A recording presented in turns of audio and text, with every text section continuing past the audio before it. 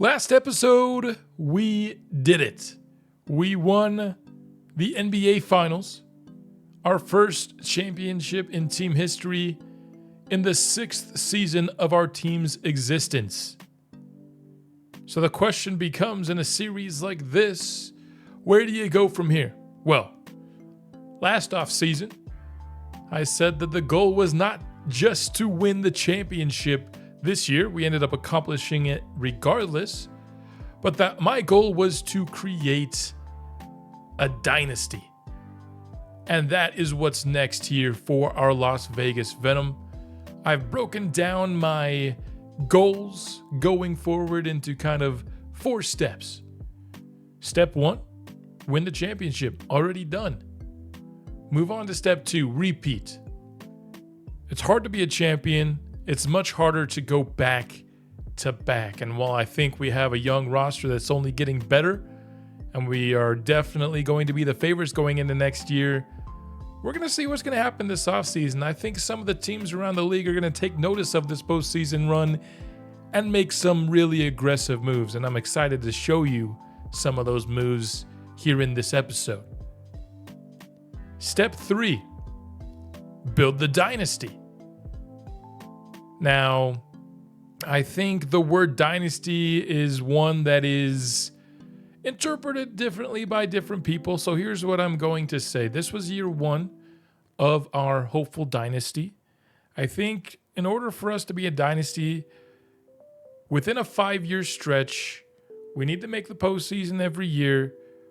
We need to make the finals at least 3 times, and we need to win at least 2. So we have 1. I'm hoping for even honestly more success than that, but we need to win at least another one in the next 5 years, make it at least 2 other times, and consistently be a playoff team. That means we need to start going through some years pretty quickly, and I'll get into that in just a second. Step 4, become the greatest team of all time. Yes, my goal last offseason might have been just to create a dynasty, but after seeing what we did in this postseason, I honestly think a dynasty is kind of a lukewarm goal for us. I think it's almost guaranteed that as long as we can keep our top players together, we're going to be that. But I don't want to be a dynasty. I want to be the dynasty. Now, how can we accomplish being the greatest team ever? I think there are a couple ways to do it. Number 1, if you want to be the single season greatest team ever, you win 74 regular season games. You follow it up by going undefeated in the postseason. All of a sudden, boom, you're the best team of all time. The only team ever to win, what would that be, 90 games in a season. The other one would be to be the greatest team of all time over a stretch of seasons. Now, if you look historically, there were insane stretches by like the Celtics in early basketball history. But if we're kind of going for more modern basketball history here, the team to beat is the 90s Bulls. They won 6 championships in 8 seasons. I think you either got to match that while also having the best regular season of all time, or you got to win 7 and 10. Now, I don't know if we're going to sim that many seasons. At least actually watching this team, we will eventually sim that many seasons when we get into our long-term sim, which will be, of course, the last episode. But that's not coming anytime soon. I have several seasons to go, I think, still in this series. And I want to hit all 4 of these goals. So let's get into it. Starting with how this series is going to be formatted going forward.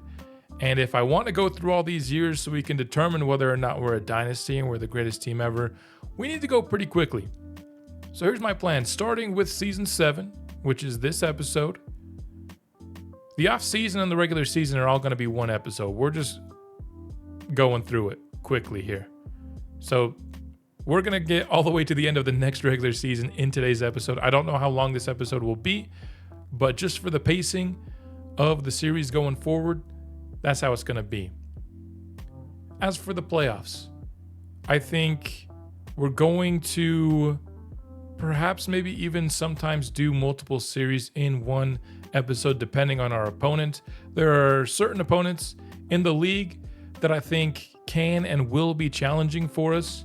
And for those series, I want to give them their own episode. But say, for example, that San Antonio was the 3 seed and Utah was the 4 seed. Utah's maybe not a good example because they were really good this year. Say it was Minnesota and Golden State. If we were playing OKC into Golden State, those are 2 pretty easy wins. I'd knock out both of those series in one episode. But when we're playing the Mavericks, when we're playing the Spurs, and we'll see if this Jazz team can elevate up to that level as well. They're kind of the 4th team right now. I want to have those series still be their own episodes because those are our biggest rivals. And then likewise in the East right now, it's only Washington. That's probably going to change this offseason.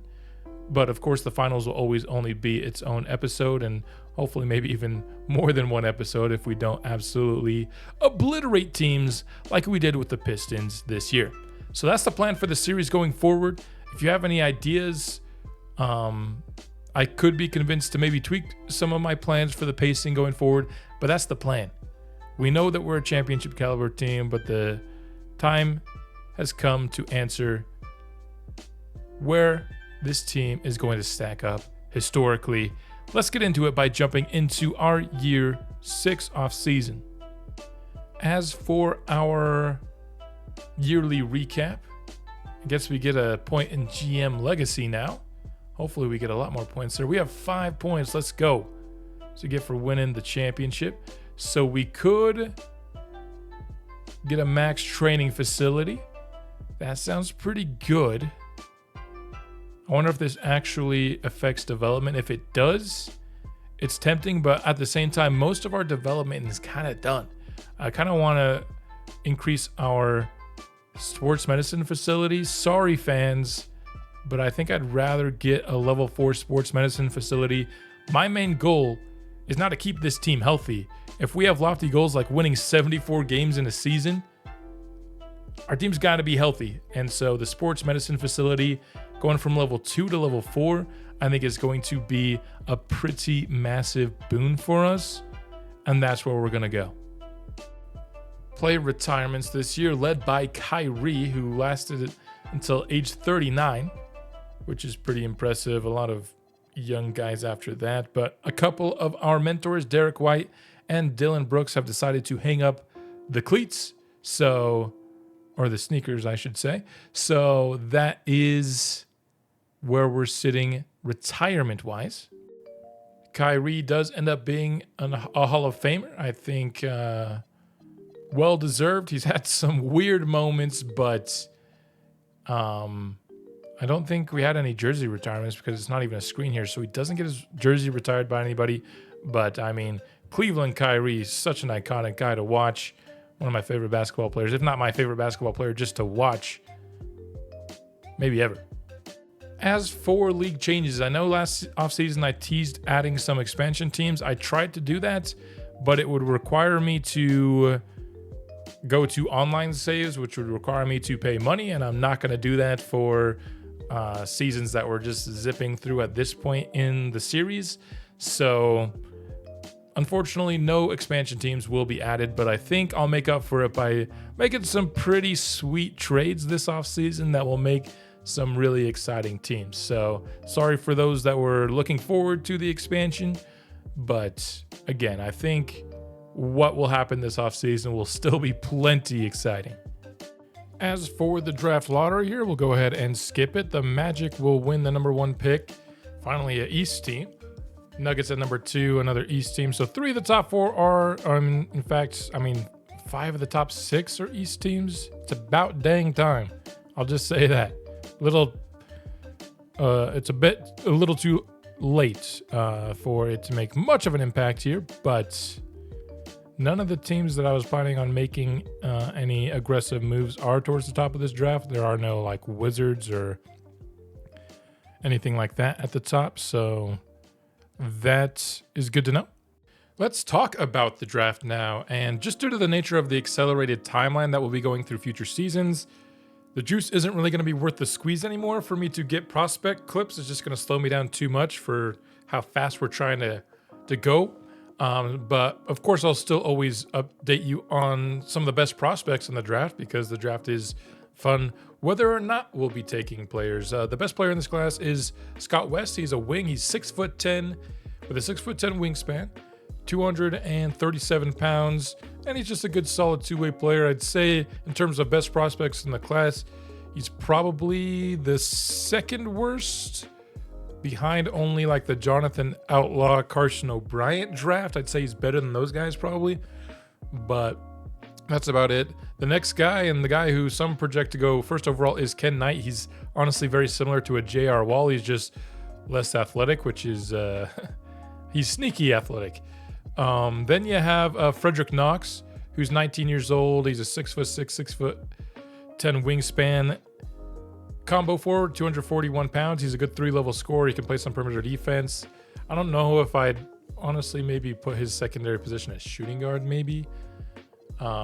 This isn't really a draft that we have the ammo to trade up in unless we do something that we can talk about probably now. So we're going to have to talk about it at some point in the offseason. But if you look at Greg Weber, he is up for a contract extension this year. He's expecting about a $29 million salary. If you were to rank the importance of the players for us in terms of how they impact our winning, you'd probably put Greg Weber at 5th. He's between 4 and 6. I don't know if we could be paying our 4th, 5th, or 6th most important player $30 million. In fact, it's not that I don't know. I know that we can't because we have 3 max players on our team. And so not only are we getting to the point in the series where we're going to start going faster, we're also getting to the point in the series where we have to worry about who we can and cannot pay. And unfortunately, I'm thinking Greg Weber is on the cannot. So do you then go and trade him? Oftentimes when it's been a kind of a 50-50 on whether or not I should trade a guy, I usually end up trading him. But in this case, I'm actually going to keep Weber. I know we risk losing him for nothing, but maybe we could work out some sort of sign and trade next year to get picks.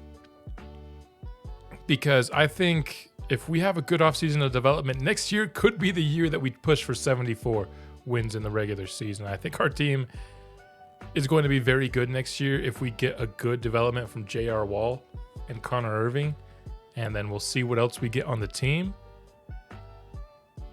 I want us to be as good as possible next year, and Greg Weber is as good as possible. So I'm not looking to trade Greg Weber for a top pick in this year's draft. We're going to risk losing him for nothing. For now, that's the plan with Greg. Not planning on extending him. Maybe. We'll see. We're not quite at that part of the offseason yet. So we're not really going to get into the top of this draft. There are a couple of players that I think could have been solid replacements. I mean, Scott West at 6'10" would have been a sick replacement for Greg Weber, and I think somebody would take Greg Weber for the Scott West pick, especially because he's not even projected to go 1 overall. It's actually Ken Knight here. I think Frederick Knox could have worked as well. He'd be a pretty thick 2-guard at 240 pounds, but skill set wise, I think he would have fit this team. But I'm sticking with Greg. Now, that doesn't mean I'm out of this draft. There are a couple of players that I think, or a couple of spots that I think we can improve through the draft this year if we can get a high enough pick to trade it. One, here, Don Joseph. He's projected to go kind of late teens, early 20s, although some have him even going top 8. So you're probably looking at trading a fringe lottery for this guy. I think it could just be an upgrade over Henry Jennings. He hasn't really developed much, and Don Joseph is a better athlete and a better playmaker from the jump. Can't remember off the top of my head where Henry Jennings has developed as a playmaker, but he could be an upgrade as our injury replacement guard. Got a good ceiling. I could see trying to make a move for Don Joseph. Now, what do we have to trade? It would be Henry Jennings. It would be our pick. We don't have much in terms of future ammo that is tradable for this offseason, but we also have Jalen Williams. If we are confident that J.R. Wall is going to develop well this offseason, J.R. Wall could be our backup center. I had him as our backup combo forward this year, but the emergence of Simon Campbell in the playoffs, I think, kind of opened up a roster spot, and now Jalen Williams could be traded. If we do that, now we need a backup emergency big, and at least for our style, there's not a big that can really do that this year. But there are a couple of bigs that are fine. Henderson's going to go way too early, or else he'd be somebody worth looking at. I love my 6'9" backup centers, I guess. But there are a couple of centers that can at least come in, play interior defense, rebound. Calvin Gordon is the best of that archetype, but he's also going too early. So you're looking at maybe a guy like Irvin Brand. I know we don't have him scouted 100%, but I think he's going to go pretty late, and he could be our, third string center. So not going to make any major moves, but potentially could be moving Jalen Williams, Henry Jennings, maybe a pick to try and upgrade on the fringes of the roster. We're not going to be adding any key players, though, in this offseason. In terms of the exact tradable ammo we have, I did forget that we had a rain protected pick here. So we have our 30th pick this year, which isn't going to be worth much. We have a 2035 second round pick, which is going to be worth practically nothing, and a 2033 rain pick, which is probably the most valuable trade asset we have, other than if we try to move Jalen Williams. A lot of teams don't have backup centers. And so Jalen Williams on a minimum contract as kind of even a borderline starter, depending on the quality of your team, is actually an asset that I think will be worth trading for some teams. You need to kind of have a system that will not pick on him, because he's a certain kind of center. He's a stretch ball handling center who's not very big, but he can still rebound and play solid post defense. He's not an athlete, so he's not a fit for everybody, but he is definitely one of the best backup centers overall wise in the league. So he could be a boon. We all know the importance of centers in determining 2K Sim success.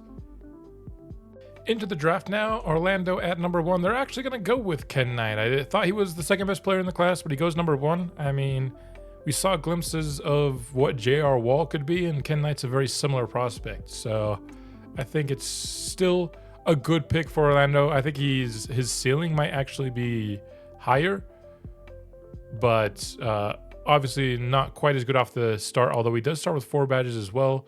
So I don't hate that pick. Scott West, though, to Denver. They've had some pretty good selections here. Nate Butler, the biggest among them. So we'll see what happens to Denver down the road. I could see them being a playoff team before too long.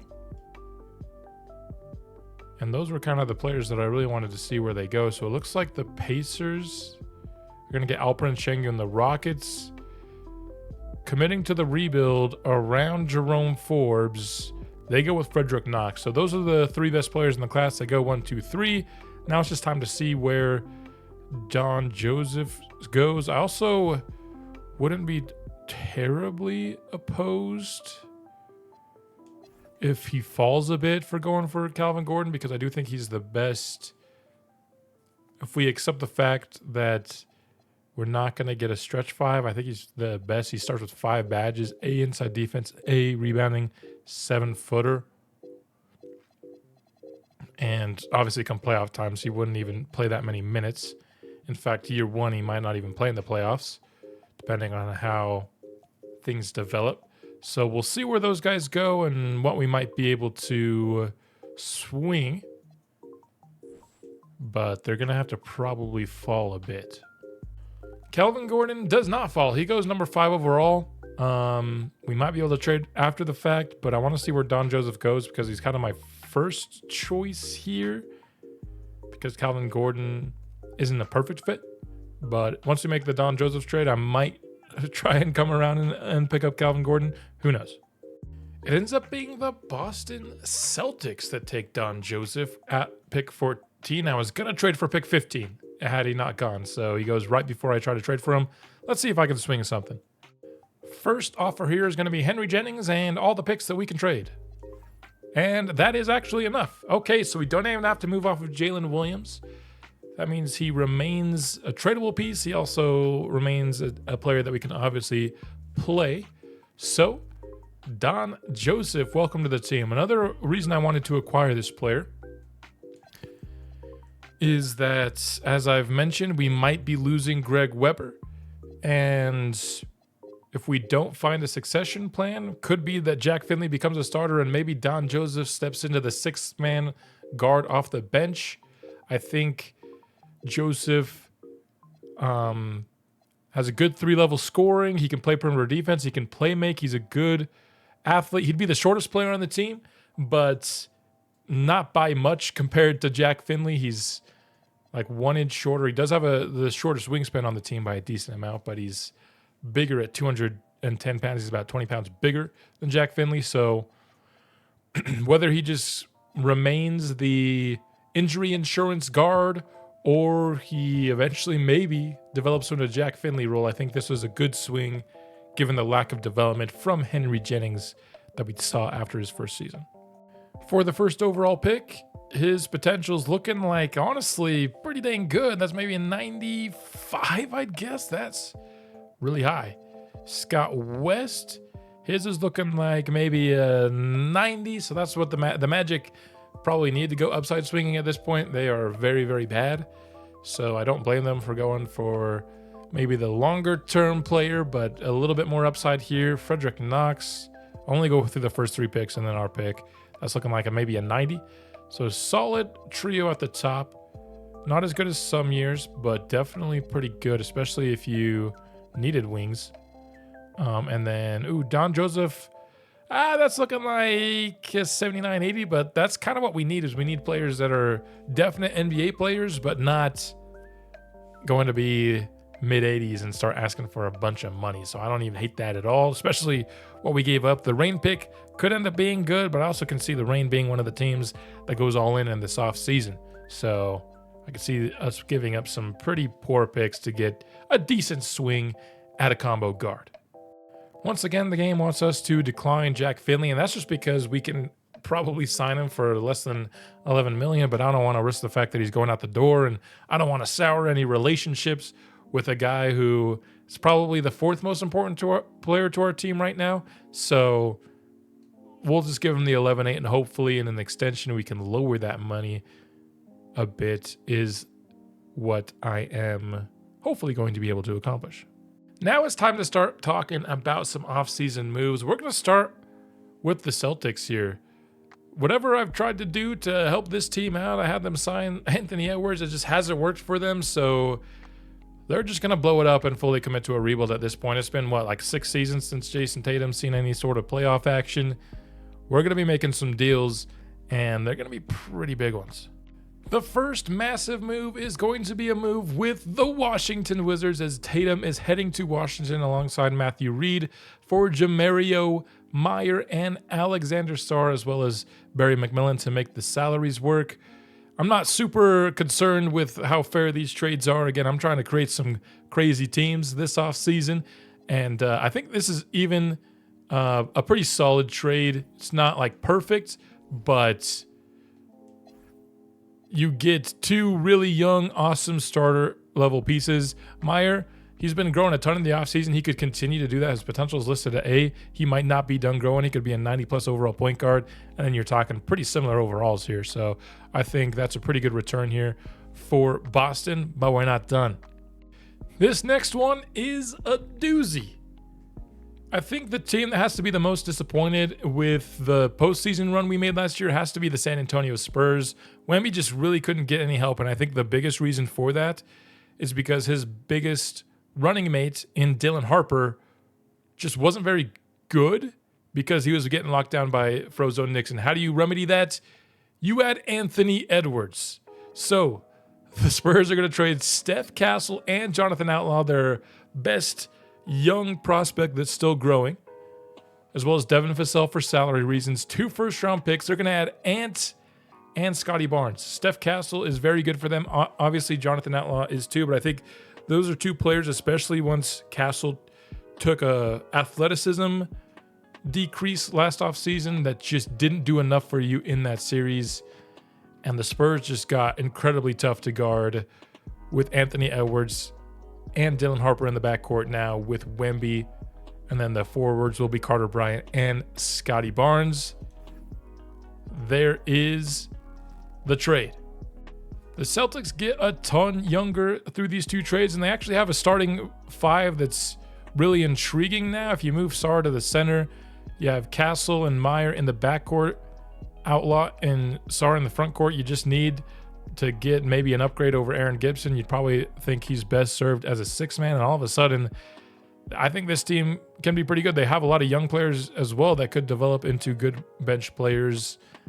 And if they're not, they have their picks, and they have young guys that will fit in with whoever they end up drafting. And so I think it's a good step for the Celtics, but I'm obviously more intrigued by what it does for the Washington Wizards, who now add Jason Tatum to a team that was 1 win away from the finals last year, to go with Stacey Reynolds, Trey Johnson, and Steven Delk. And then if they can re-sign J-Dub in free agency, you're talking a serious team. Matthew Barrett's still going to get a lot better as well. Let's go back to the simple here. He's got A+ potential, so he's going to get a lot better. This team can start to really be nasty if they can make a couple of nice bench additions. And then San Antonio here, they're just going Wemby, Ant, and Harper. What else do you need? I mean, they still got Colin Sexton to come off the bench. They might even look to upgrade off of that. We'll see. They are putting a lot of money at the top of their roster, but I mean, Scotty Barnes at $18 million gives them some flexibility for sure, because he's not super highly paid, but he's still a very effective player, especially a defender that can hopefully be a guy that you can put on Connor Irving if you're San Antonio. But I think these teams got a lot more intriguing, and I'm still not done. The Miami Heat are sending Jaden McDaniels, Khalil Ware, and 4 first-round picks to the Pacers for Tyrese Halliburton to get a star in the backcourt to pair alongside Brook Paul. They've really failed building around him. They need some help. We're giving it to them. The Pistons will make a couple of different moves here to get mostly just a lot bigger. Their new 2-guard is going to be Brandon Miller. I'll probably take him off that 35 number. And then Donovan Clingan is their new center from 6'9" to 7'2". Need to be better equipped to handle Big Burke. And that they are. They'll still need to fill out their bench, but their starting 5 is looking more competent in a playoff series, particularly against our team. Now that they're actually got some pretty good size about them. They have their 6th man on the board too in Dario Saric. And yeah, they'll just need to find like a good, like maybe a slight upgrade at 6th man and then the 7th and 8th man, and they'll be right back to where they were last season, but an improved version of it, I think. The Miami Heat have made a couple of extra moves to try and build a better team around Brook Paul. In addition to the Tyrese Halliburton trade, they've signed Benjamin Copeland and Yang Hansen here. That's about the best that they could do without trading away Bam Adebayo, which I think they'd like to keep that player for now, but better team surrounding Brook Paul than we've seen in recent memory. They have a couple of solid bench guys as well. Additionally, the Utah Jazz have made a big move. They had a lot of kind of mid-80s guys. They packaged some together to get Paolo Banchero. Got to get him off that number 13. Let's go ahead and change that now. It's not a very Paolo number. Got to get him in single digits for sure. Yeah, why is he not taking 5? We'll take 5 for Paolo. So it's Luka, Paolo, Ace, and Frederick Rodman now with Anders Eklund. So that's a pretty fun team, and then they have a few solid players off the bench as well. Probably just need like a backup point guard, and this team's ready to roll and be very good next season. The only other team here that I couldn't really do much for was the Dallas Mavericks. I also feel like they don't need as much, but they did sign Anthony Simons to be their backup point guard here. Just salary cap kind of things limit some of my optionality, but again, they're a team that doesn't even really need me. I also had the Reign bring back Jalen Duren just because they really needed a center. So this team's looking pretty solid now for next season. I think definitely a playoff caliber team now. A lot of manual moves there, but here we are at the end of free agency, and let's just see what happened around the league. A lot of these are going to be re-signings at the top. Isaac Mobley to the Clippers. Frederick Rodman back to the Jazz. The Wizards were able to retain J-Dubs, so they're going to be very potent next year. And then the Celtics actually already do have a starting caliber small forward in Carl Parks. I kind of forgot about him. So the Celtics' entire starting lineup is going to be between 86 and 88 overall. So no superstars, but just really good all around. So that's going to be pretty good for them. Whereas before they've been purely superstars. So there you have it. So we got a couple of mentors. These guys are above the threshold I usually allow myself to get for mentors here, but we're late in the season and it's harder to get good mentors with as good as our players are. So I stretched my overall cap a little bit here, and we're going into year 7. Paris Webb going to the New York Knicks. So there's that. And overall, a ton of shakeup in the league, but I think it's going to be stronger, particularly at the top going forward. I already thought this was a very good league. It just became a whole lot better this offseason. There was a request in the comment. I was likely going to do this anyway. I was already leaning towards making a lot of manual adjustments in the league, but there you have it. I honestly kind of wish I could have done more, but the cap, it's really restricting. I'll just say that. I did about as much as I could. I like for the Heat, for example, I wanted to make them even better, but there's only so much I could do. Maybe next offseason I could maybe ramp it up a little bit more, but this is what I got for now. All right, enough talking about how the league has improved. Let's go ahead and see how our team has improved. It's player progression time. Hoping for some big green numbers here. And okay. I like what I see. So Nixon goes up 1 overall, as does Will Burke. They're both 95s now. And they were playing up to 95s last season, so makes sense here. Nixon's down in his mid-range, so this is the first time we're seeing him go down in anything. I wonder how much it actually went down here. 1. So he's still in 95 mid-range. He's still going to be killing it there. Will Burke actually went up in the mid-range, also in playmaking, also in IQ. Up 4 for Connor Irving, who now has 19 badges. So you love to see that. A- inside scoring, A mid-range, A plus 3 points, A- post defense and perimeter defense, B plus playmaking, B- rebounding, and A IQ for Connor Irving. 94 overall, and is the 3rd highest overall on our team. That's insane. Greg Weber, an 86. His athleticism goes down a bit, but his playmaking comes up. Jarris, his athleticism is no longer an A+, it's only an A. So I think the injury probably played part in him going down to an 84. He was 84 when he got healthy, and he just stayed there. So J.R. Wall up 7. That's what we love to see. He's up to 8 badges as well. That's awesome. He's up to an A- from the mid-range. Still only a C inside. B plus post defense. A- perimeter defense. C playmaking. A- rebounding. And A- athleticism. B plus IQ. 82 overall. I mean, he's getting really close to Jarris Walker at this point, but that's conversation for another day. Definitely a guy that we're going to be giving a ton of playing time to. DeJounte Murray doesn't go down at all, so he's going to be an 82 overall that's not getting any minutes. Jack Finley regresses from the three-point line. We now no longer have a rotation of everybody with A+ three-point shot. No. That sucks. OG Anunoby goes down, but he's still in the 80s. Lonzo Ball is going to be another mentor for us. Up 6 to a 77 overall for Simon Campbell. So he now has B+ perimeter defense. His IQ is up to C. His athleticism is up into the B's. I mean, if it wasn't for the playoffs, he'd still be on the bench this year. But I mean, we saw what he did in the playoffs. He deserves a spot. Lou Dort's going to be a mentor for us. And DeAndre Hunter's going to be a mentor for us. And then Don Joseph here, the rookie on the team, not probably going to get any run unless there are injuries. But we've got ourselves one absolute heck of a squad for Season 7.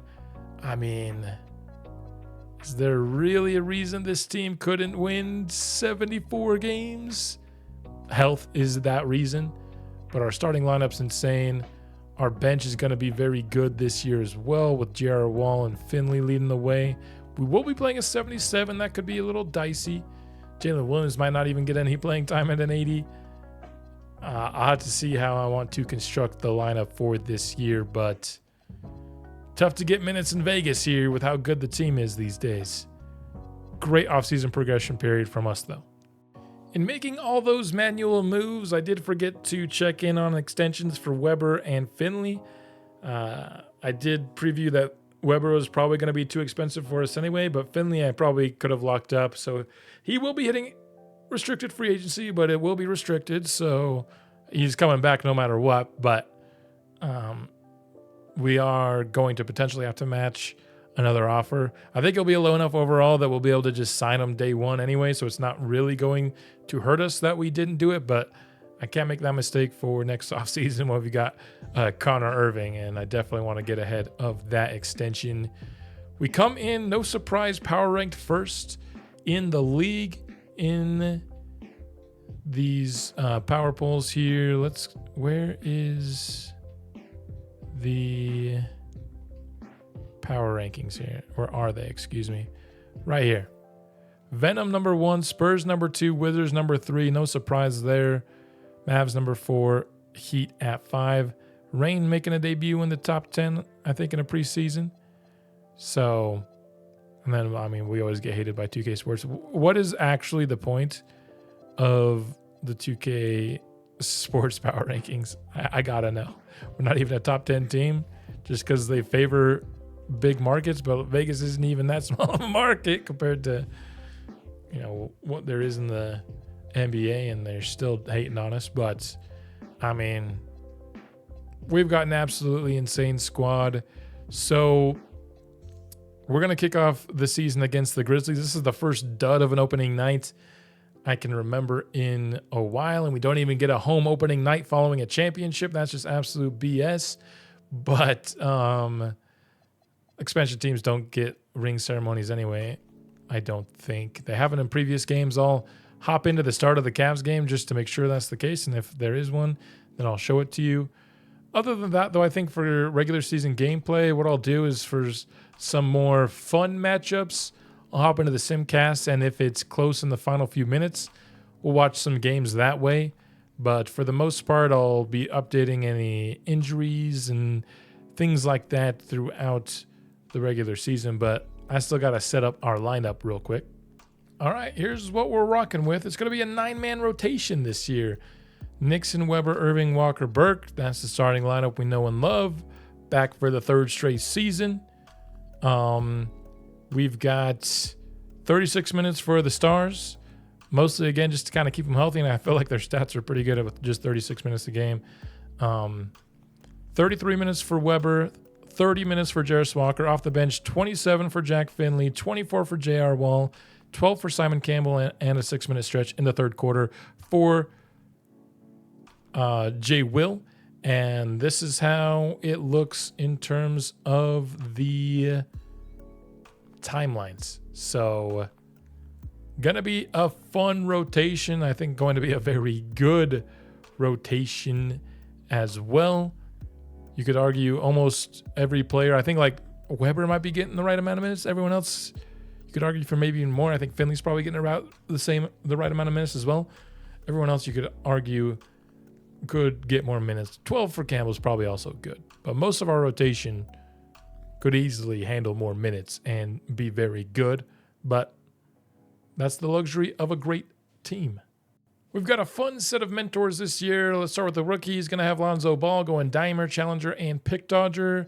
Next up, we'll have Jack Finley from DeJounte Murray, Versatile Visionary, Pick Dodger, and Glove. Connor Irving from Lou Dort will go Post-Up Poet, which should be fun.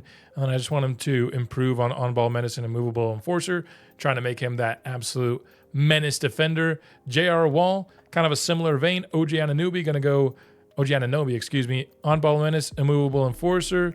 And then he's going to go and try to make sure he improves Challenger for this season. Simon Campbell only got 2 available from DeAndre Hunter, but that's fine. And then we're back to the beginning. So I think one of our better crops of mentors in a while, of course, because we went above our overall threshold that we've had in the past.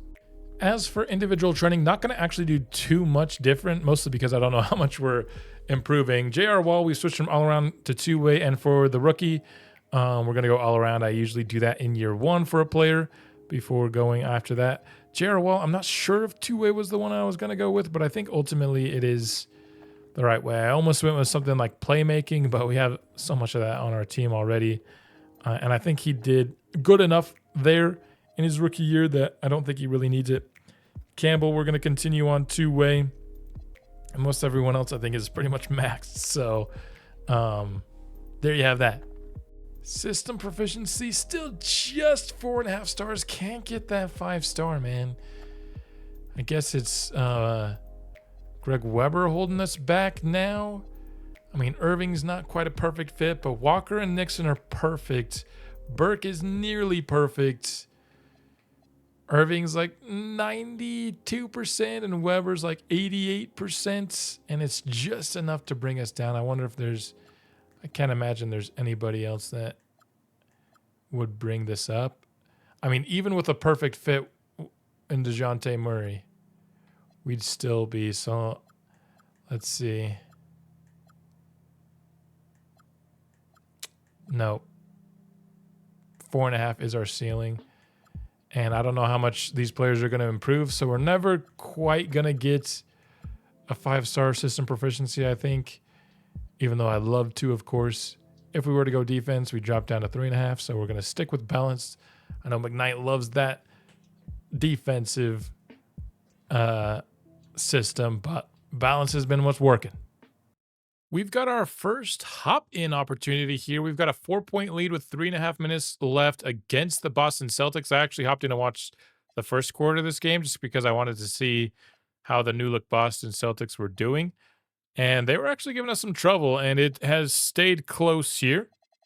Connor Irving is leading us in this game. He's 10 of 13 from the field. Will Burke has a double-double. Jack Finley's been good off the bench. Weber's playing through an injury. I think I might actually take him out following this game because just watching him, he was pretty bad. Missing open shots and kind of just losing the ball. So probably going to be his last game before he gets healthy. But let's see if we can close out a victory here. We're a little over 10 games into the season, I think. We're 5-0. We're not over 10 games into the season. So this could be our first loss against Boston if we can't find a way to close them out.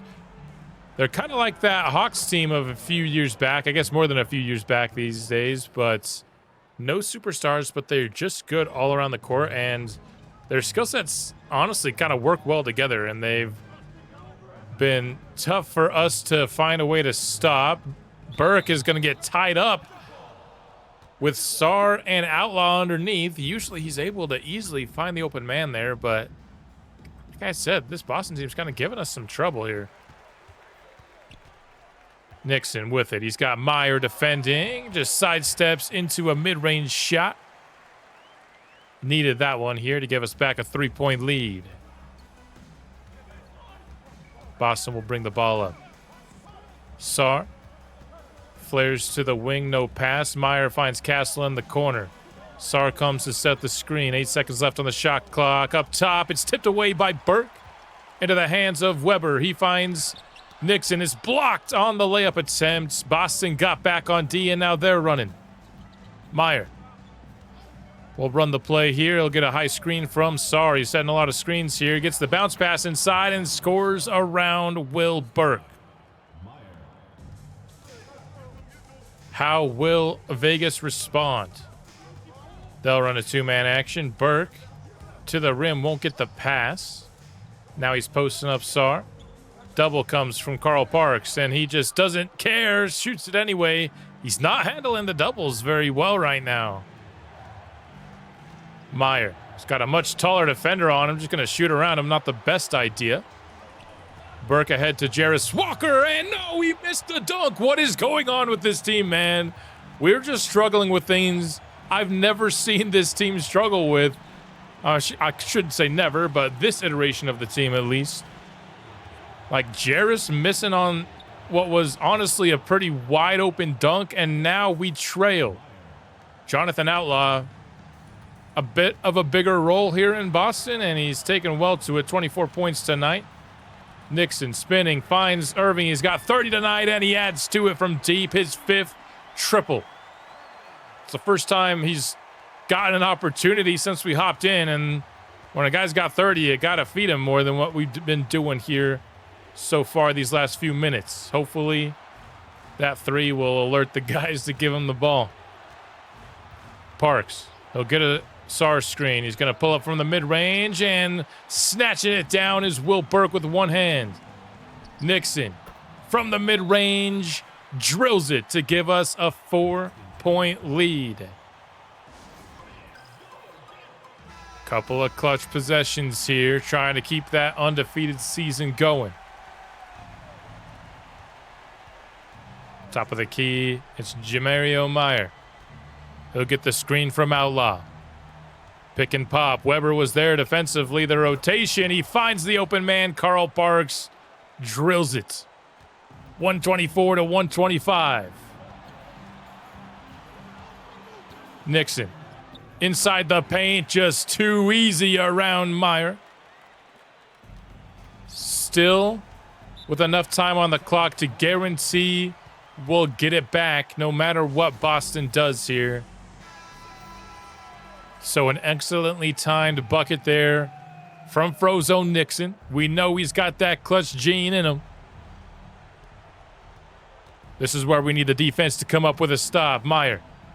He's going to isolate, and he's just going to dribble it off of the knee of Frozone Nixon. We get the stop, but they're sending the injured Greg Meyer to the free throw line. No, they did still have a foul to give, so we can give it to Nixon here, who's got such steady aim from the free throw line. First is up and out. Nixon with a rare miss. He cannot go 0 for 2 and doesn't. Still a 2-possession lead. Boston out of timeouts as Meyer will bring it up the court. They'll get a quick and solid look from 3. Parks missing that probably means the end of this game and the 6th straight victory to kick off season 7. Weber, despite the injury, goes 2 for 2. We'll see how these final 5 seconds play out. Parks, another contested look. This time they won't foul, and it's 130 to 124. A bit of a scare there as Boston had the lead in the last couple of minutes. Still only gave Connor Irving that one look. But, you know, Irvin was doing his thing. Burke was doing his thing. Nixon really in the 4th quarter came alive. Let's see. 4th quarter, I mean, one of those 7 points.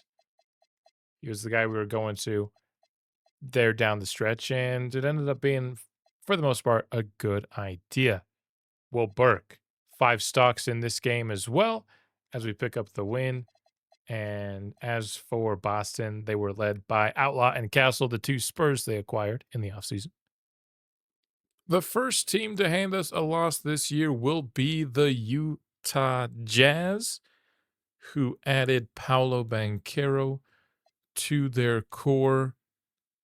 And he put up 38, 8, and 9 in the victory. So it took us 9 games My plan is to pretty much update you on the losses as long as, 74-8 or 73-9 is in play.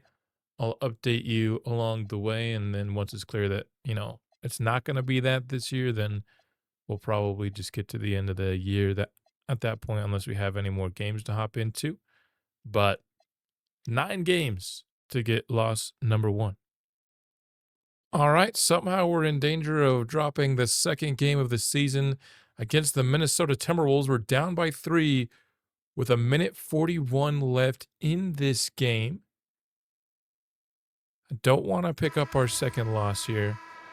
We've got the crazy courts going here for Minnesota.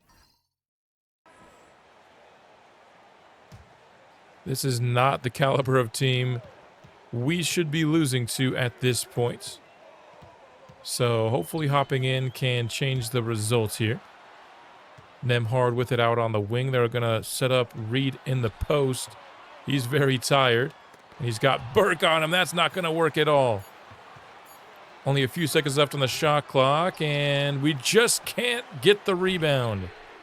Can we get a stop, please? Finally, we do. But Minnesota took a ton of time off the clock. But a great lead pass inside to Connor Irving. Makes it a 1-point game. We took no time at all to get some points on the board.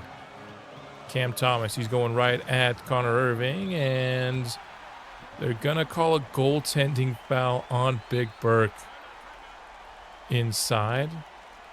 The Venom will call timeout here. Down by 3 once more. Kind of honestly a lucky possession for the Timberwolves there. Finley inside, so there's no Frozone Nixon out here. I don't know why I didn't notice that till now. Let's go ahead and look here. Did he foul out? Yes, he did. So good to know that it's not an injury keeping him out. That would suck. Fouling out, I guess, would play a big role in maybe why Minnesota's in this game. Dillingham. Need him to miss it. He does. We've got a chance now to take the lead. There's 2-second difference between shot clock and game clock. We'll go into the post for Big Burke. He just shoots it quickly over Pierce. And the lead is in the hands of the Venom. One more stop, and we'll come away with a victory. That is Minnesota's last timeout.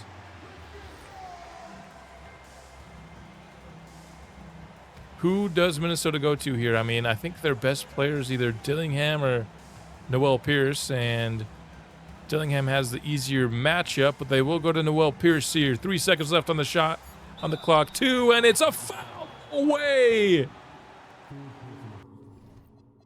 I gotta look at this. There's no way. That was such a terrible possession, and then they just get bailed out with a foul. I guess they're gonna call this left arm going through the body. You don't want to waste this timeout if you aren't 100% sure. Because if he makes 2 for 2, you can't challenge it. You need that timeout. You need the timeout to be able to get the last shot off. It's not a full court heave. This is some bull crap here, man. He goes 2 for 2. We'll use the timeout. We're just going to have to do a last-second heave. This would be such a terrible way to lose the game, man. I mean, Minnesota literally has nothing they can do offensively but a BS goaltend and then a BS foul. Potentially has them winning the game. We're not going to get open at all. What the hell was that play? Nobody was moving, man.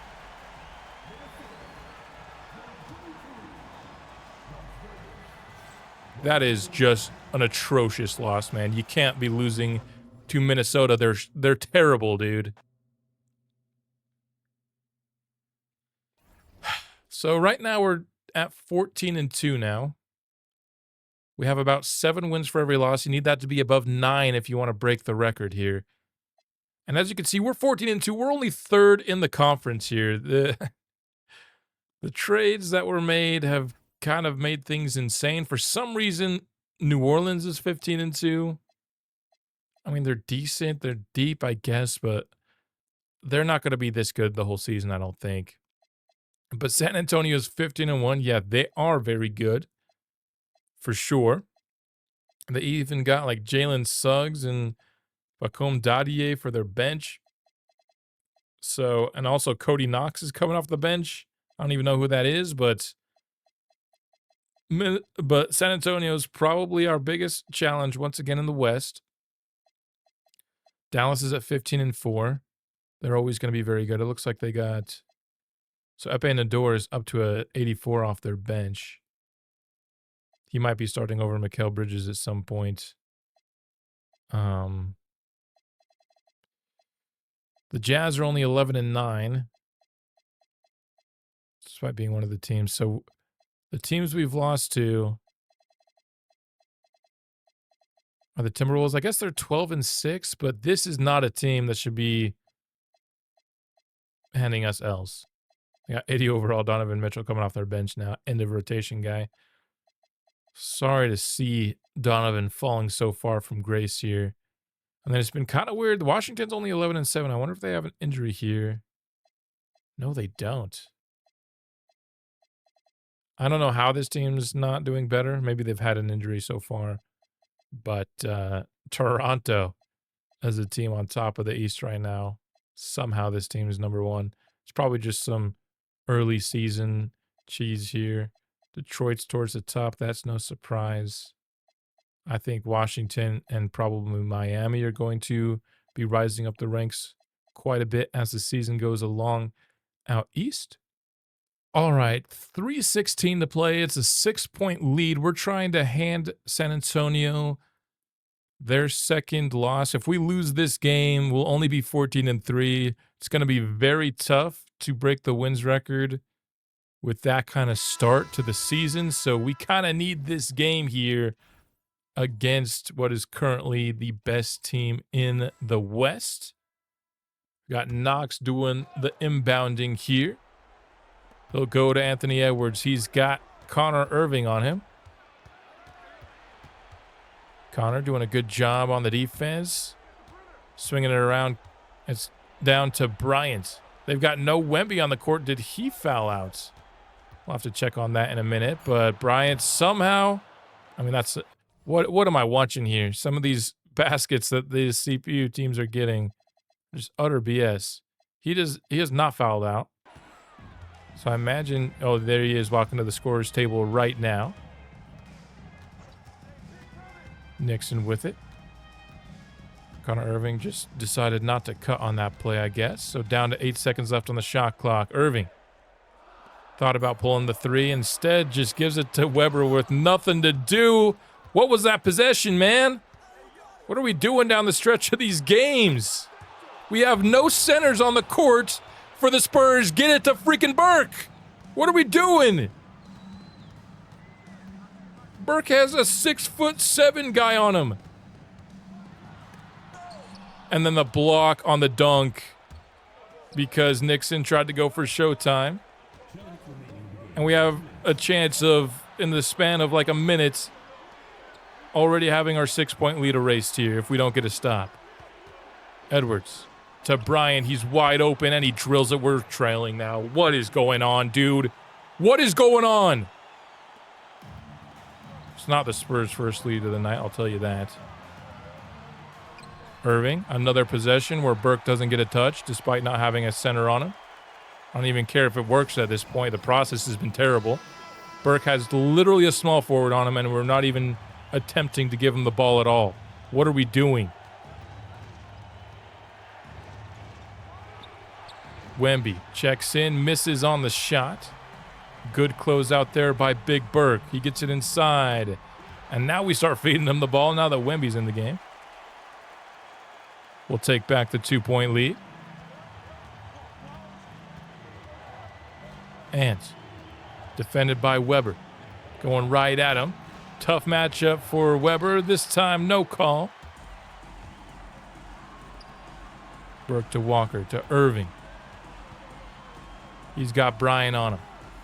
Very talented defender. Not going to get anything. Going inside. I mean, you're not going to throw it inside to Nixon when he's getting guarded by Wemby. What a block by Burke.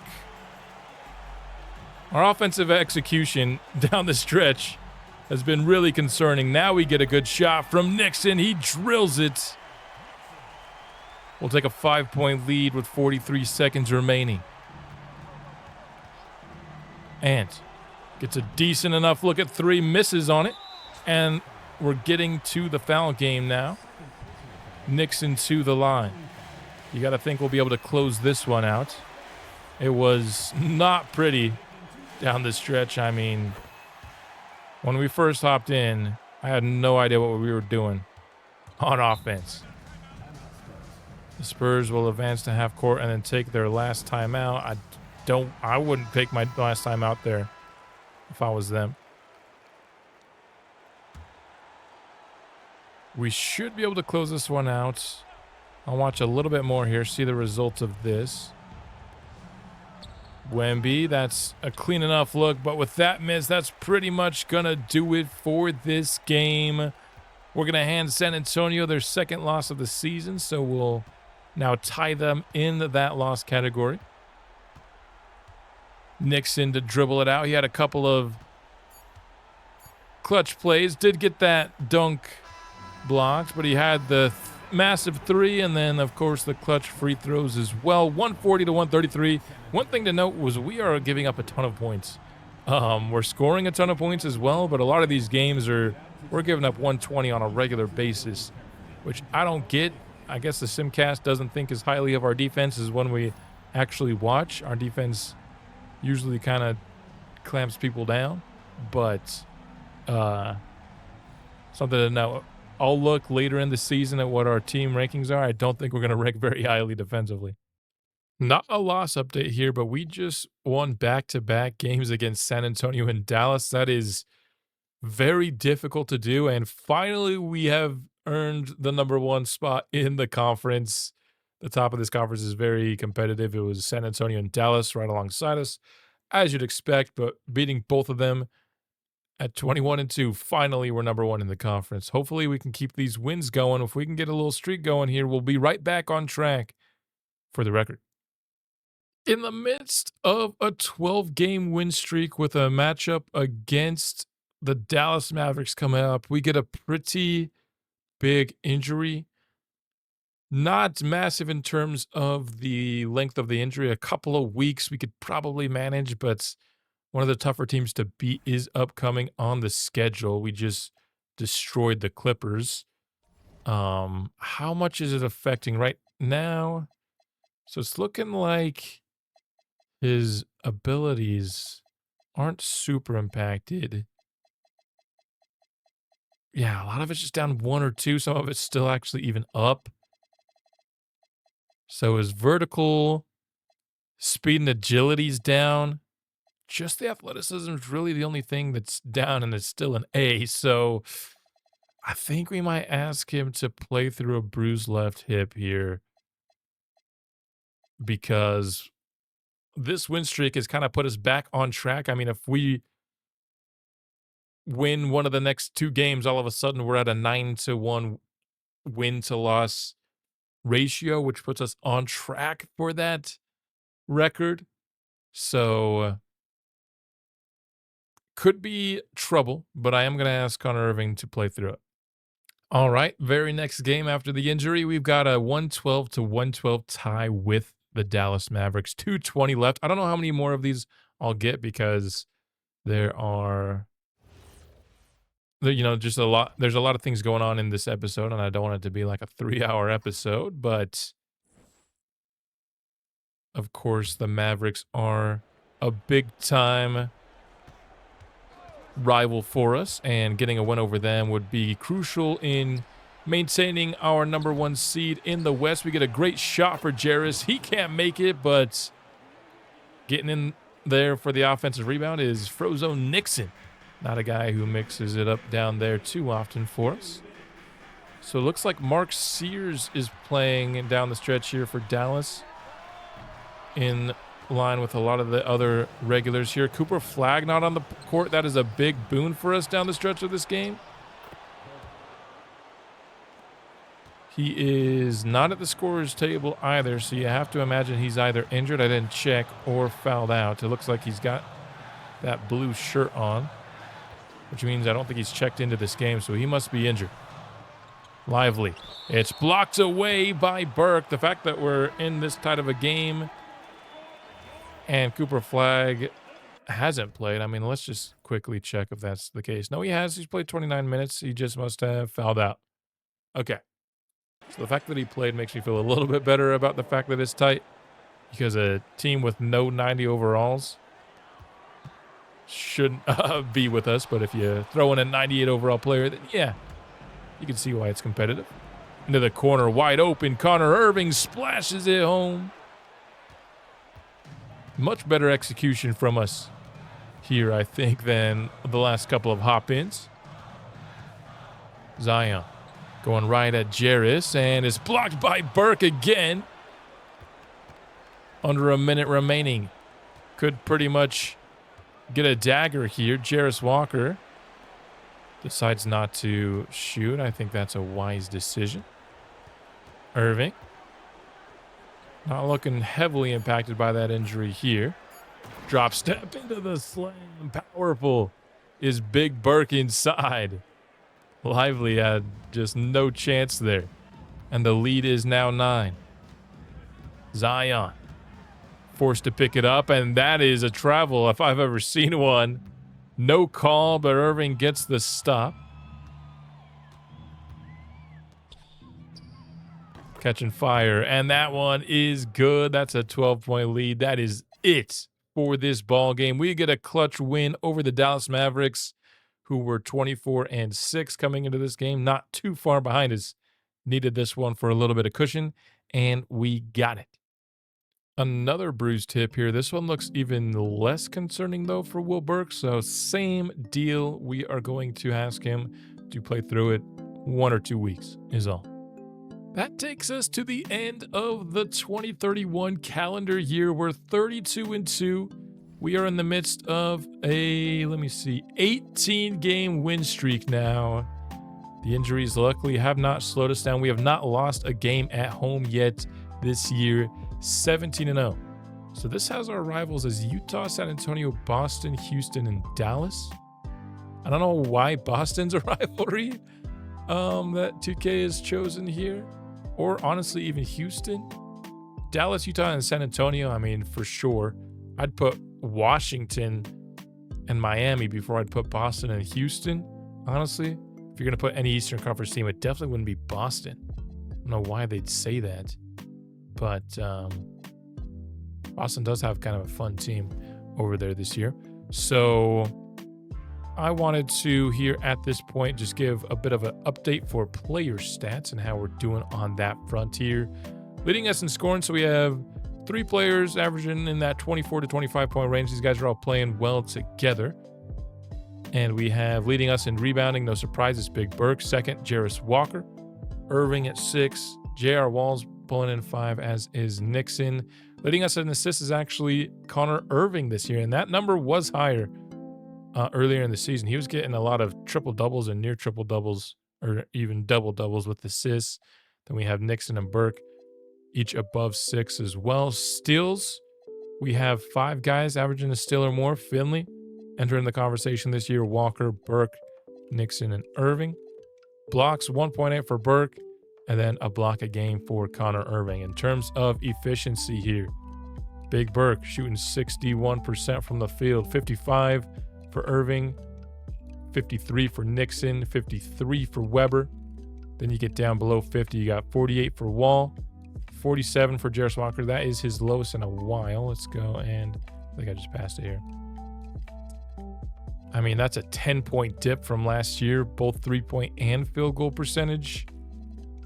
That's a little concerning, considering his crazy efficiency has been what's made him so valuable for us. But it's not like his efficiency is all of a sudden bad. OG's had to play a couple of games because Campbell's been injured. And so we're not like playing many of the games this year, so I don't really care about inserting him into the lineup for a few games here. Finley's numbers have also dropped now for the second consecutive year. I'm kind of concerned about this because these aren't really great numbers here, but we know who he is when we hop in and watch the games, and that's ultimately, I think, what matters more to me. But I would like a player who's a little bit better than Sim. We're 32-2 though, so I don't really think it matters that much. Jalen Williams is also not very efficient this year, but he's playing the fewest minutes he's ever played in his career, so tough to kind of get any sort of consistency with 6 minutes a game. I can't really blame him so far. So there you have it. Simon Campbell, his efficiency is up. He's a terrible at shooting twos. His 3-point percentage is 46 though, so I'm not too concerned about it. When we hop in and watch again, he's mostly just shooting threes or like wide open dunks or layups or whatever. But the team's looking really good so far as we are approaching the halfway point of the season. No! We lost to the Mavericks. We were encroaching on the largest win streak in NBA history here. We tied it for the second longest. We won 27 straight games, tied for the second longest in NBA history with the Miami Heat from 2012 and 13. The longest was 33 games from the Lakers in 71 and 72, and I thought we might break it here. But the Dallas Mavericks do defeat us, but we are still 41-3. We're past the midway point of the season, and we just picked up our third loss. So as long as we don't choke it, we have an excellent shot here to finish the season with 74 wins. We're not going to match this win streak again, I don't think, but we're allowed 5 more losses in the second half of this season. Handing us our fourth loss will be the Washington Wizards. Not a very close game at all. They're up to 35-13, so they've started winning like they should. And Burke, I mean, only 11 points in this game, 5 turnovers as well. Did not do very good against Delk in this game. Nobody over 22. Just not a good game all around. As Trey Johnson led all scorers in this one. It's about that time of year to consider some contract extensions. Jarris here, his number is going to be going down here. I think a 3-year front-loaded contract for Jarris Walker here seems like a solid move. We'll offer this to him and he will accept it. That's right. All right. He's, under $15 million a year. That's kind of where you need your starters surrounding your 3 stars to be going forward.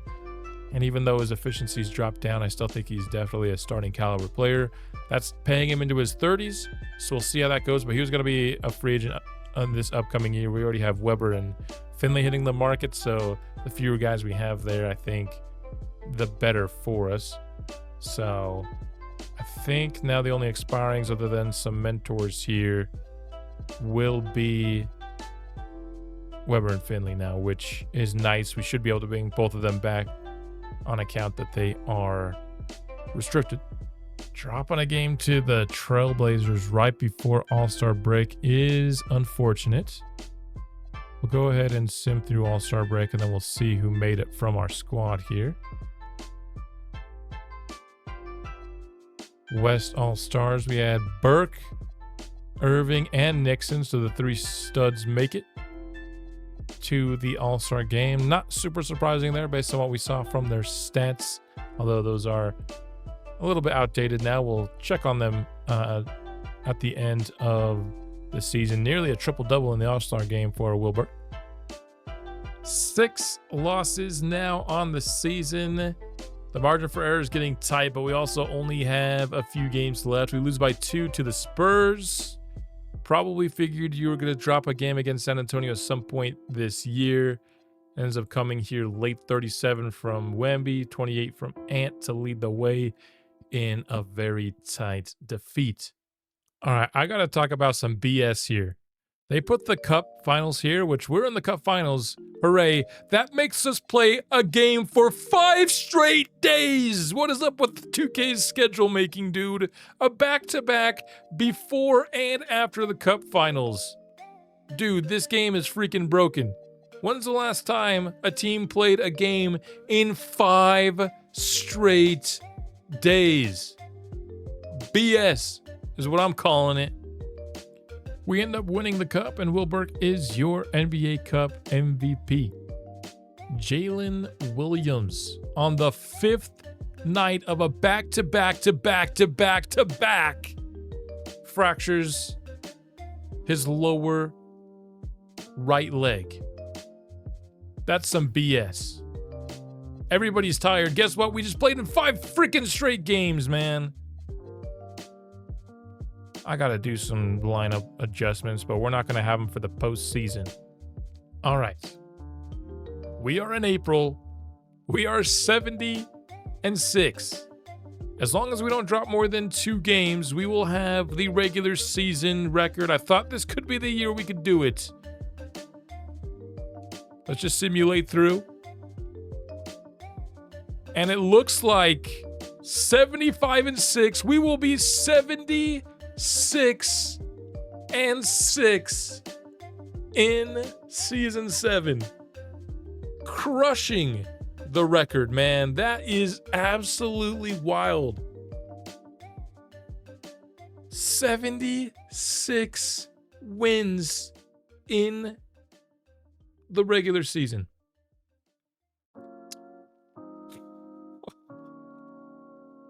Wow. MVP back-to-back Will Burke. His numbers honestly look even lower than they did last year, but he is incredible, obviously. Scott West, no surprise, is Rookie of the Year. 6th man is Cam Whitmore, dropping 21 points per game off the bench. DPOY, Cooper Flagg, is kind of taking over Victor Wembanyama. Jeffrey Hilliard is your most improved player. Paolo Banchero, Clutch Player of the Year. Cam McKnight, Coach of the Year. And that's me. I'm Justin Armstrong, I guess. And then Will Burke is your NBA Cup MVP. Will Burke, of course, going to be on your All-NBA first team, but also making an appearance is Connor Irving. We'll take a look here. Wemby, 26, 11, and 5 with insane stock numbers as always. Steven Delk, 23, 13, and 6 with 3 stocks. Brooke Paul, 27, 9, and 7 with excellent steals. Connor Irving, 25, 6, and 7 with just under 3 stocks as well, about 2.5. Into the second team now. Lenny Drew got traded from the Jazz to the Nets and becomes a 28 per game scorer. Went from the 4th option to looks like the 1st option out in Brooklyn. Scoot dropped 29 points per game on 7 assists. 35 and 7 for Cade Cunningham. Cooper Flagg. I mean, the stocks numbers are insane. 22, 9, and 4 alongside that. And then Jerome Forbes in year 3. Second team All-NBA. Third team, Paolo. 30 a game for Utah. 25, 8, and 5.5 for Zion. 26, 4, and 7.5 for Jeremiah Fears. Kelly Jamison over to the Cavs this year. 25 and 8. And then LaMelo Ball doing some work. Not his best assist season. In fact, his worst assist season ever for LaMelo, but still enough to earn All-NBA honors. Defensive team, nobody on either team for the Venom here. Here are your all rookie teams. Don't imagine we'll get our guy on it because even with injury, he didn't play this year. Hopefully next year he can take the spot. But I knew that a crazy regular season was on the table for us, and it ends up being the case. So the 1 seed goes to us. likely facing the Utah Jazz in round 2. And San Antonio and Dallas will feast on each other on the lower side of the bracket here. Out east, Washington. They went on kind of a tear. They were our matchup in the NBA Cup. Like down the stretch, they were about as good as us. They ended up with 65 wins. So I think they slowed down a little bit at the end too. But considering how they started, ending up with 65 wins, they were winning about as much as we were in the middle of the season. And easily the number 1 seed there. But looks like you're probably talking, I mean, I could see either team winning this one, but Washington versus one of these teams, and then Detroit and Miami, I would guess. Boston actually making the playoffs after trading away their stars. Goes to show you how depth is important. And then we'll be facing one of these 4 teams here. I mean, you got to be confident we can beat any of these teams. New Orleans had that hot start. They end up in the play-in tournament. Let's go ahead and simulate the play-in here. Looks like Will Burke has a sore left knee. It looks like it won't be back to 100% before this game. I mean, actually, let's go ahead and do this. Simulate all these games. Yeah, we'll have Will Burke fully healthy. We'll be getting into the postseason in the next episode. It's going to be Timberwolves round 1. And the Jazz are probably good enough to deserve their own episode. So if the Timberwolves into the Jazz, it'll just be the Timberwolves next episode. But if the Clippers win, I mean, we can easily handle the little Clippers. So we might do the Timberwolves and the Clippers all in one episode and then get to the Western Conference Finals, because we know this team is going to be an excellent postseason team. The top competition is tougher this year. I mean, we looked at the East, but let's go. I mean, 69 wins. Nice. For the Dallas Mavericks, 63 for San Antonio, 50 for the Jazz. I mean, that's probably honestly a little bit of underperformance there from what you'd expect for a team as good as Utah. It does look like Frederick Rodman's hurt, though, so I don't know for how long. Looks like he's down like 5 overall, so he might be back in time for round 2. If without Frederick Rodman, I'm also probably just putting the Jazz in next episode if he's too injured to play against us, because if he's not out there, then Will Burke's just gonna feast. 93% win percentage here. Let's go ahead and go through some stats here to end off this episode, though. We'll go through some player stats and then some league stats as well. So Irving ends up being our leading scorer this year at 25 points per game. He averaged 6 rebounds, 7 assists, 24, 11, and 7. We saw that with 3 stocks for Burke. Nixon just unable to make the All-NBA team despite starting all 82. We had our starting lineup for all 82 games. Everyone got banged up. Walker got banged up. Weber got banged up. Burke got banged up. And Irving got banged up. Nixon actually didn't even get a minor injury. But unable to make All-NBA. Just kind of the nature of him being on a very, very good team. Greg Weber ends up being 4th in scoring for us this year. 17 a game, 5 rebounds, 2 assists. This is, of course, him about to reach free agency. He had his best year as a pro, his most efficiency, his highest raw counting stats. So he put on, a show for anyone potentially trying to sign him in the offseason. If he gets a low enough contract, we'll match it. If not, we'll have to see what we do with Greg Weber in this next offseason. 17 points per game. The efficiency did get back up a bit to the point where it was very similar to last year, which I'm totally fine with that. I was a little concerned when it was less than, but now that it's similar, I'm totally all in for that. Jarris also ended up getting up above 50% from the field. His 50-40 streak is over because he just couldn't quite get there with the 3-point shot. But I'm 100% in for this efficiency. When it was 45% and 35%, or whatever it was, I think it was 47 and 35 because it was down 10 points. That was a little concerning, but I'm taking this. J.R. Wall got 24 minutes a game for us.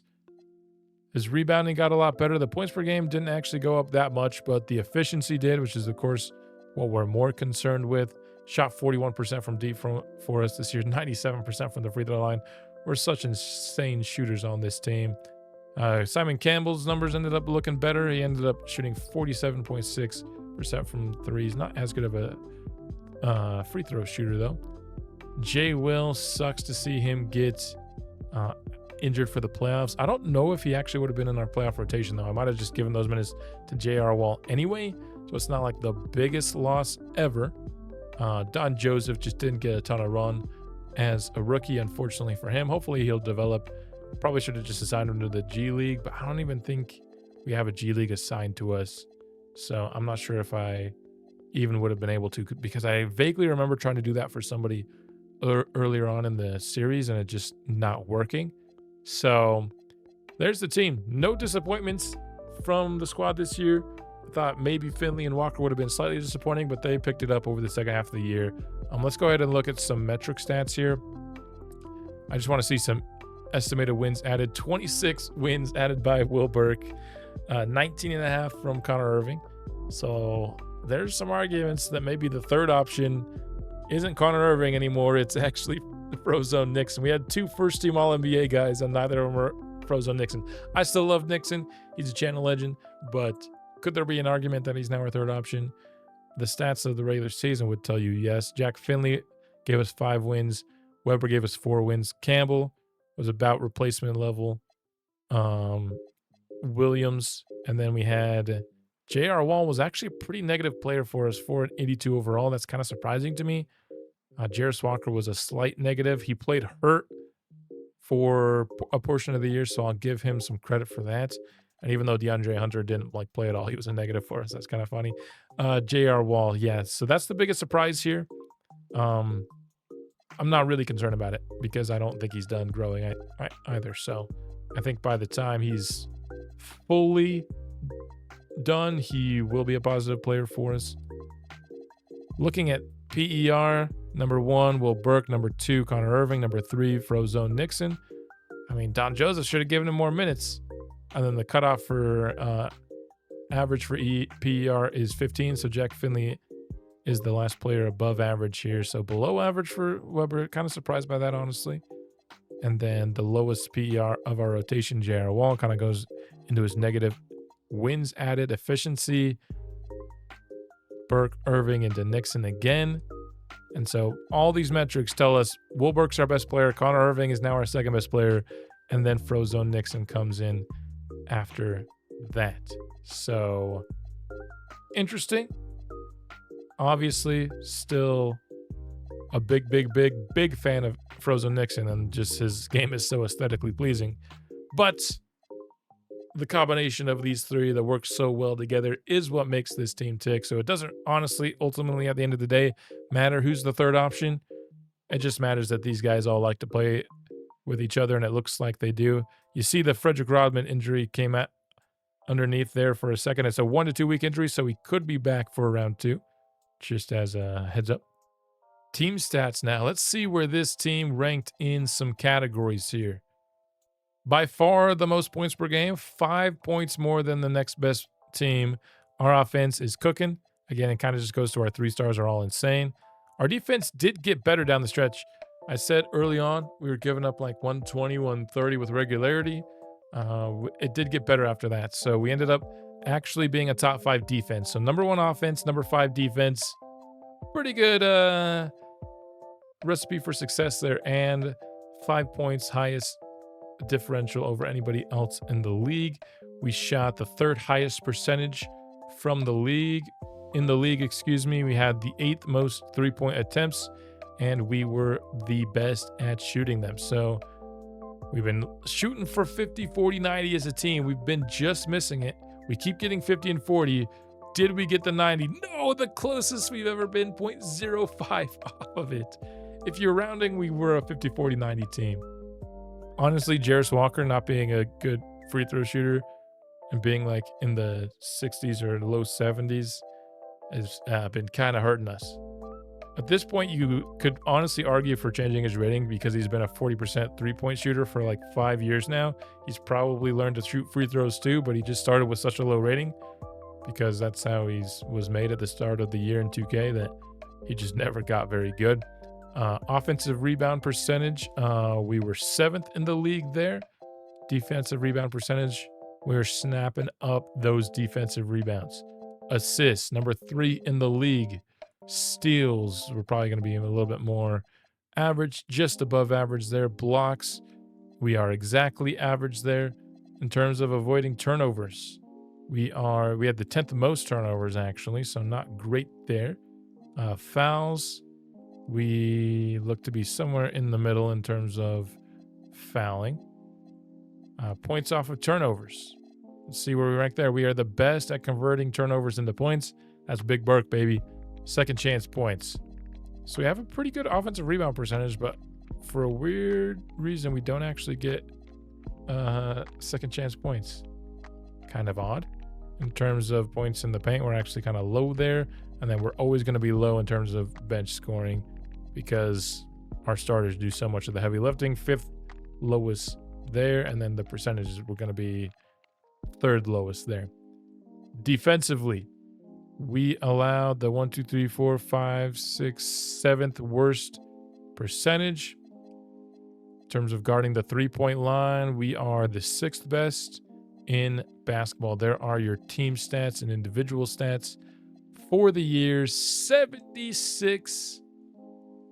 I honestly still kind of can't believe it. So next episode, we'll be getting into the postseason. How far we get in that episode, again, is kind of going to depend on who wins that Clippers-Jazz series and if Frederick Rodman's going to be back for Utah if they do win it. So we'll be facing the Timberwolves and maybe another team in the next episode, and then we'll be facing off against, you got to imagine it'll be one of San Antonio or Dallas. I'd put my money on San Antonio in the Western Conference Finals, and then you got to put your money on Washington if we make it to the finals, it being a Las Vegas versus Washington series. That's all I've got for this episode. Hope you enjoyed it. I have no idea how long it's going to be. We did a ton of stuff in the episode, but I'll see you soon to get back into the postseason action.